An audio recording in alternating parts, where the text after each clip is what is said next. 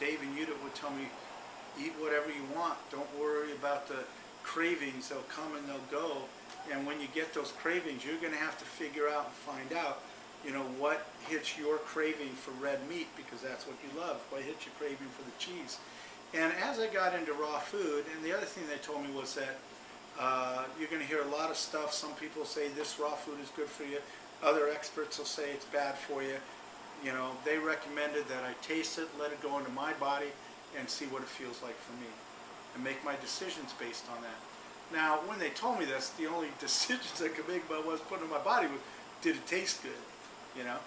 But I really must tell you that this green drink right here, that we just got from the Blossoming Lotus here in Portland, this little green drink right here, probably it's a little diluted down, but I don't know if you're aware of this or not, but there is as much digestible protein to the human body in one dark green leafy vegetable salad as there is to a 1 pound T-bone steak.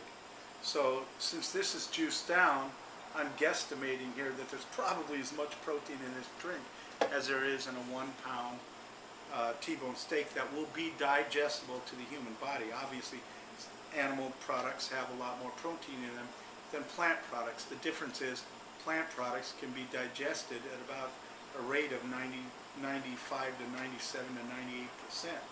Whereas once you cook the steak, it changes the molecular structure of the meat, and it kills the enzymes in the meat that you need to digest your foods. So when you want to eat whatever it is we're putting in our body that we want to eat, we need enzymes in it. The enzymes are what how we digest our foods and assimilate our foods into our bodies. A good example would be if it's bottled, canned, or jarred, and it's been pasteurized, that means heated above 118 degrees, it's now what I would consider dead. Okay? You could drink the whole bottle of carrot juice that's been pasteurized, and you'd be really, truly, probably lucky, I'm estimating or guesstimating here, to probably pull 1 or 2% of the nutrients out of that.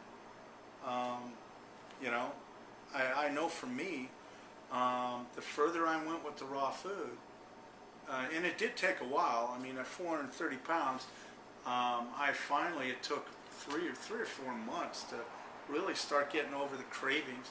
Cravings were coming down. I was finding, like, a good example was for cheese. I found that I liked nutritional yeast. Now, some people will argue nutritional yeast is not truly raw. But I don't really care if it's 50% raw or 100% raw. I care that it's some raw, but that's replacing three 2-pound blocks of Tillamook cheese for 4 or 5 tablespoons of raw nutritional yeast, or if it's not raw, at least it's nutritional yeast, and they're in the tablespoon I'm taking them by. You know, I mean, come on, do the math. You know, there's no fat going into me. There's no animal product going into me. So eventually not only did my cravings start to subside, but my weight loss really moved into high gear. I found out that I was making some mistakes in the raw food arena because I was diabetic and I was still eating a lot of fruit. So Gabriel Cousins had come out with a book called There Is a Cure for Diabetes. And then Dave and Yuta told me to get his other book called Rainbow Green Live Food Cuisine. And I am not the type of person to recreate the wheel. So I pretty much live my life. The way that I live my life is pretty much out of those books, you know. I had some really good spearmint or peppermint that we had, that chocolate. It was very, it was definitely sugary, and I don't think I've had a slice like that in probably, what, I don't know, 2 or 3 months. So I tend to stay low glycemic. Once I started the juice feasting, I got off of all my diabetic meds in 4 days. Not 4 weeks, not 4 months, 4 days.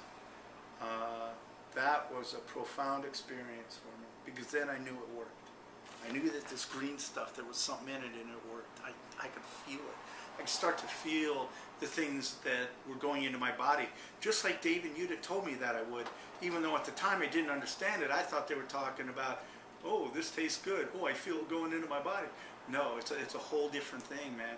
When you reach that place of when you can actually feel it as it flows into your body and that sheer level of energy, and then you start craving this. It's like exercise, and anybody that's into bodybuilding or an athlete, and they'll tell you, runners will tell you, you know, you reach this point where your muscles will start to ache, your joints just seem to have this twinge, and it's a desire to exercise again, to go make that movement, to get the whatever it is moving that moves in the brain, that brings you that heightened state of awareness, and it's just the most phenomenal thing that I have ever experienced. At 54 years of age, I am living more in the last 2.5 years that I've been raw than I have lived in the last 10 years of my life. And I don't mean living, I'm breathing, I'm walking, I'm talking, I'm working, you know, what goes in must come out, blah, blah, blah.